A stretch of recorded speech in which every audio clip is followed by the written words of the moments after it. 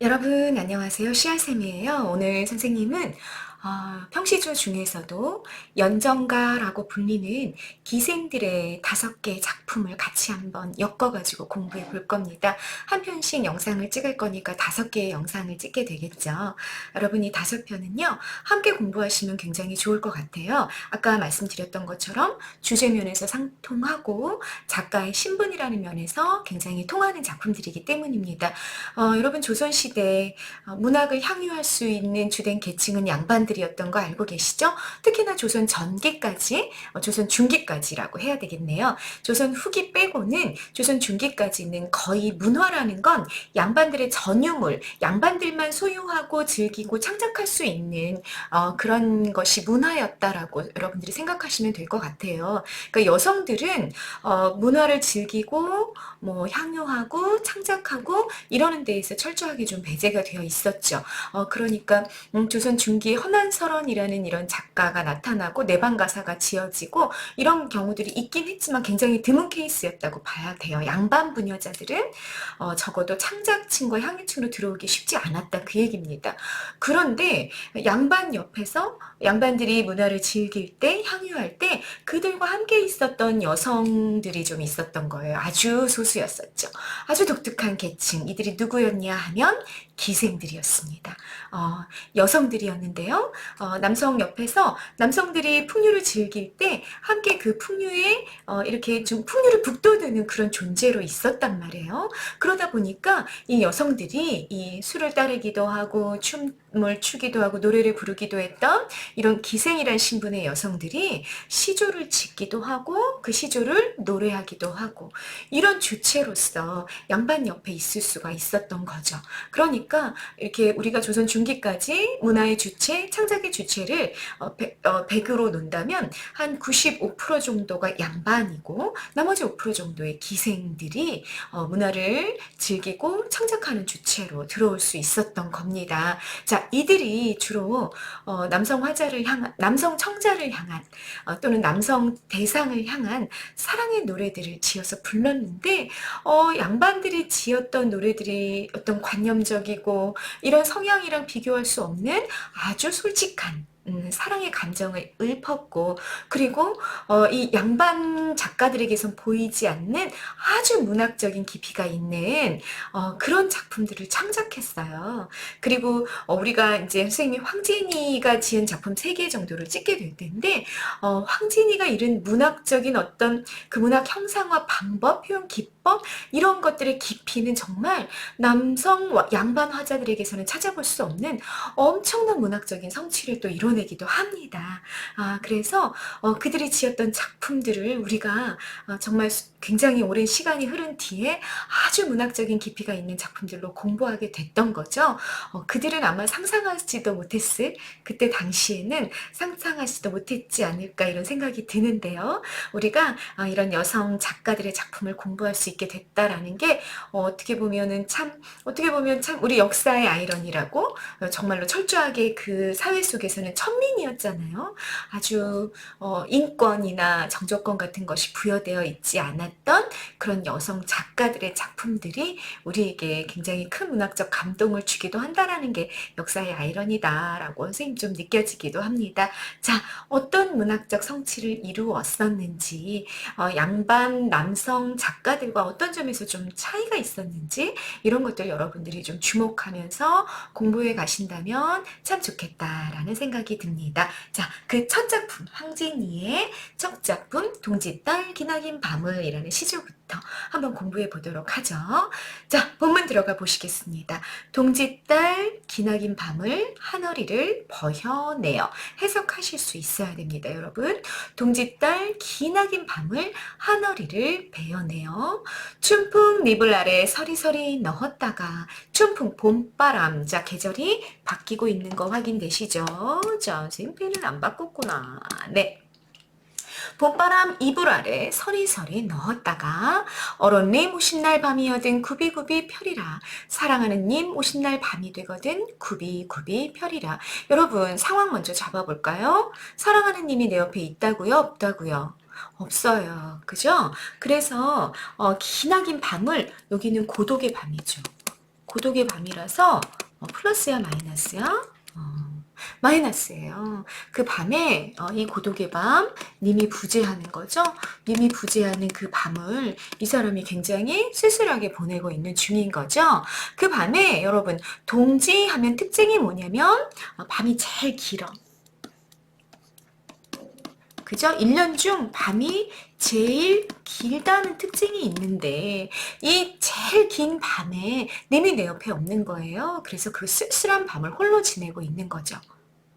그러던 화자가 어떻게 하고 싶은 거냐면 밤이 너무 기니까 그걸 좀 잘라내고 싶은 거야. 너무 외롭고 고독하니까 그걸 잘라가지고 고이고이 간직해 뒀다가 자 사랑하는 님이 오셔요.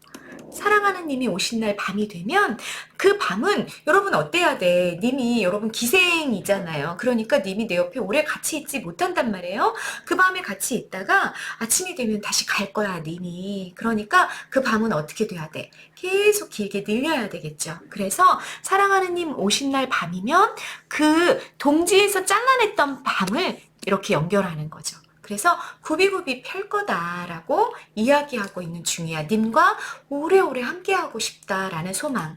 님과 오래 함께하고 싶다. 함께하고 싶다는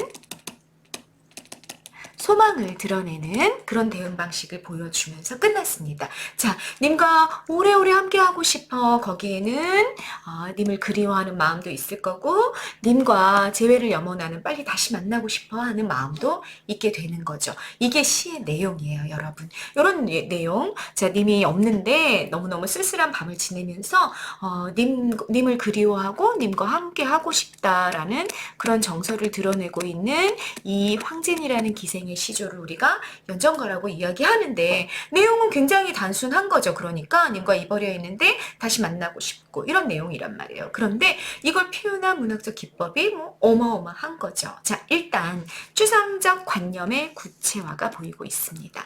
추상적 관념의 구체화. 여러분, 추상적 관념이라고 그러면 여러분 이 단어의 의미가 뭔지를 좀 정확하게 알고 가셨으면 좋겠어요. 추상적 관념이라는 건 눈에 보인다, 보이지 않는다. 눈에 보이지 않는 이라는 의미가 들어가 있죠. 눈에 보이지 않는 어떤 머릿속에서 만들어진 인간의 머릿속에서 만들어진 개념이라는 의미가 들어가 있어요. 어떤 게 있을까요, 여러분? 문학에서는 추상적 관념이라 그러면 우리 문학에서는 가장 대표적인 거 여러분 두 개만 잘 기억해 놓고 가시면 좋겠어요. 대표적인 첫 번째가 뭐냐면 인간의 정서예요.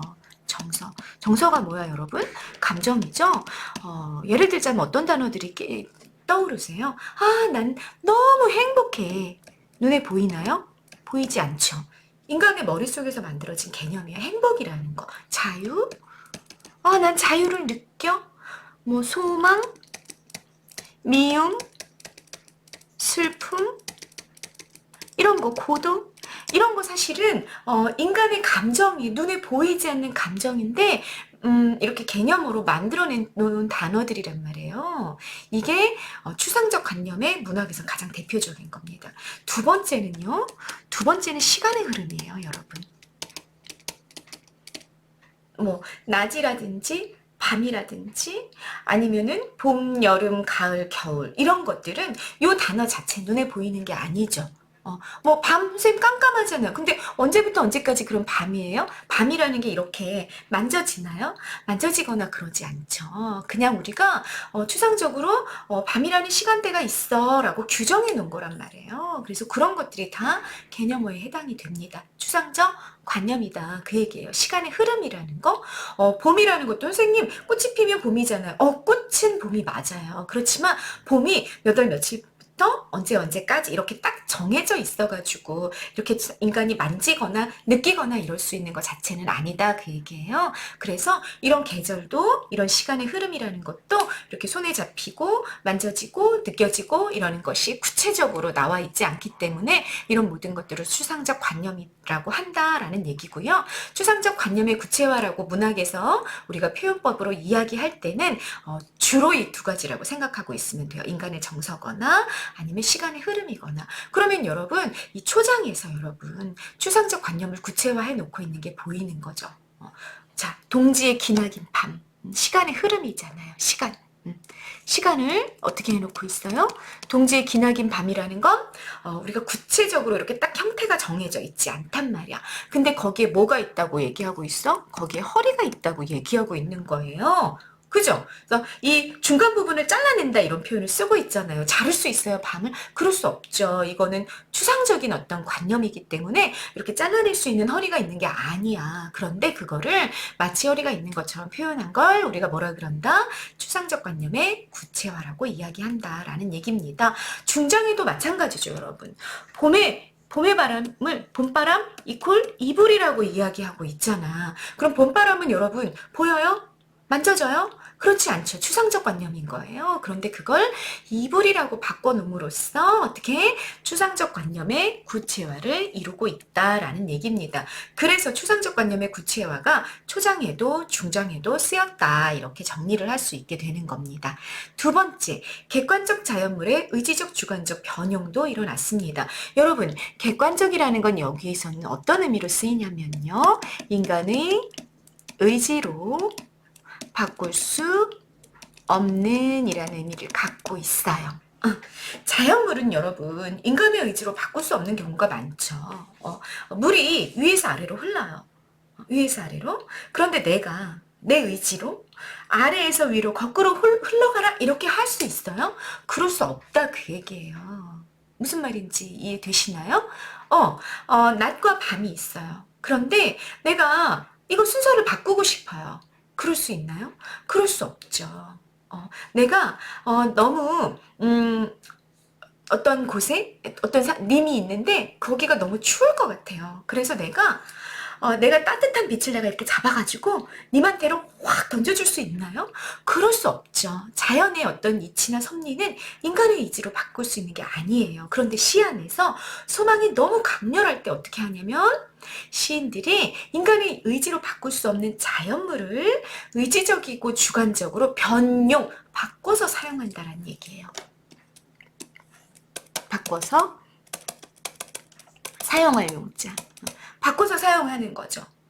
그런 게 시 안에서 굉장히 시적인 표현으로 나오게 되는 경우들이 많이 있어요. 그런데 황진리가 그 시적인 이 표현법을 아주 멋들어지게 쓴 거예요. 자, 동지의 기나긴 밤. 동지의 1년 중에 밤이 가장 긴 날.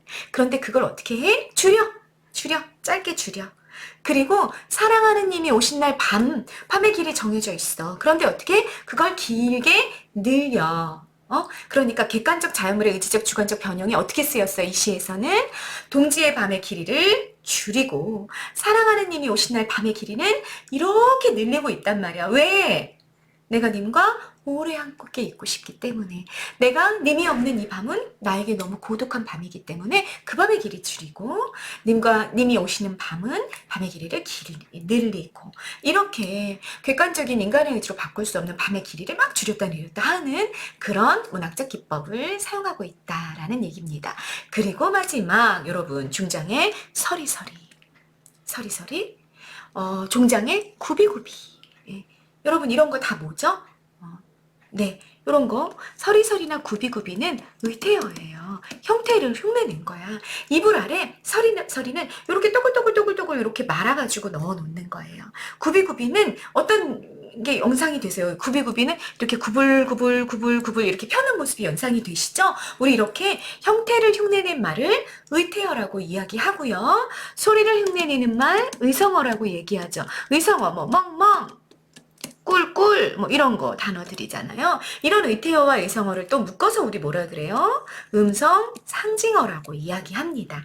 두 개의 말. 자, 의태어, 형태를 흉내내는 말. 지금처럼 서리서리, 구비구비 같은 거. 의성어, 소리를 흉내내는 말. 이 두 개를 묶어서 우리가 뭐라고 한다? 음성 상징어라고 한다. 그런데 이 음성 상징어가 세 개의 효과가 있는 거예요. 자, 기억하고 가십니다, 여러분. 고등국어에서는 이 효과를 정확하게 기억하고 가셔야 됩니다. 이 효과가 선택지로 나오게 되고 이런 선택지를 봤을 때 본문에 음성 상징어가 나왔는지 확인해 봐야 되겠다. 라는 게 체크가 돼야 되는 거고요. 또 이 어떤 개념어와 이 개념어의 효과를 묶어놓는 선택지들이 있을 때 이 선택지가 맞는지 틀리는지를 확인하시려면 여러분 개념어와 효과가 어떻게 정확하게 매칭이 되는지를 이해를 또 해놓고 가야 되는 거거든요. 고등국어에서는. 그래서 여러분 자 요거 박스로 묶고 별표 5개 하시고요. 오늘 이 시간에 정리를 좀 잘 해놓고 가시길 바라겠습니다. 자, 음성상징어의 효과, 의성어나 의태어가 쓰일 때 여러분 보통 의성어 의태어들이 반복이 돼. 지금도 반복된 거 보이시죠? 서리 그냥 이렇게 안 쓰는 거야. 서리서리. 구비 이렇게 한 번 안 쓰고 구비구비. 멍 안 하고 멍멍. 꿀 안 하고 꿀꿀. 삐약 안 하고 삐약삐약. 이렇게 하더라는 거죠. 반복이야. 이렇게 반복하면 뭐가 만들어져 여러분? 리듬이 만들어져요. 그래서 음성상징어는 운율을 형성하는 특징이 있어요. 두 번째, 자, 멍멍 어때요, 여러분? 옆에 실제로 있는 것 같은 느낌을 주는 거죠. 아주 생생한 느낌을 준다 그 얘기예요. 그래서 생동감, 현장감이 생겨나요. 생생한 느낌을 주고 그리고 여기다가 조금 더 추가한다면 굉장히 구체적이야. 어디서 개 짖는 소리가 들렸다 이거보다 멍멍 이게 훨씬 더 구체적이죠. 그리고 감각적이에요. 왜냐? 의성어는 기본적으로 뭘 자극해. 어떤 감각을 자극해. 응? 멍멍 꿀꿀꿀꿀 네, 청각을 자극하죠. 그죠? 그리고 의태어 여러분 구비구비 어떻게? 구비구비 구불구불구불 시각을 자극하잖아요.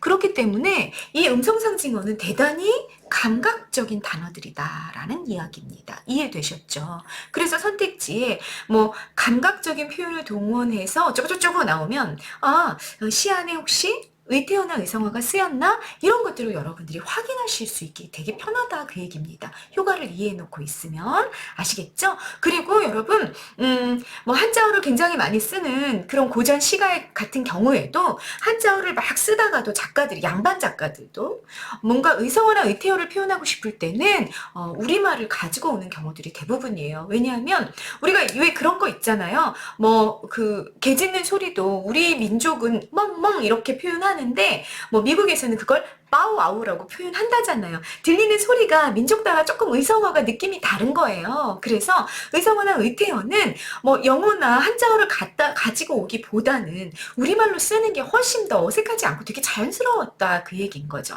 그래서 의성어나 의태어를 쓰게 되면 여러분 순 우리말의 아름다움을 느끼기가 굉장히 좋다라는 얘기입니다. 이 세 가지의 효과를 가지고 있는 게 음성상징어입니다. 그 음성상징어를 황진이가 자기 시 안에서 굉장히 자유롭게 사용을 했다라는 얘기가 되는 거죠. 그래서 순 우리말의 아름다움을 부각하고 있다라는 게 표현상의 특징이 됩니다.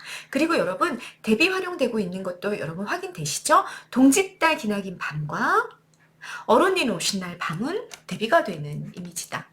그죠? 동짓달 기나긴 밤 마이너스 사랑하는 님 오신 날 밤은 플러스 동짓달 기나긴 밤 차가움 어른이 오신 날 밤 따뜻함 이런 의미상의 대비도 좀 보이고 있는 그런 시가 보이고 있고요. 여러분 종결어미 펴리라 요거 의지적 어조와 연결되어 있는 뭐뭐리라 라는 종결 어미도 쓰이고 있는 거 확인하실 수 있었습니다. 네, 황진이가 쓴 첫 번째 연정가 작품을 확인했습니다. 네, 두 번째 영상에서 같이 만나보시죠. 여기까지 찍겠습니다. 감사합니다.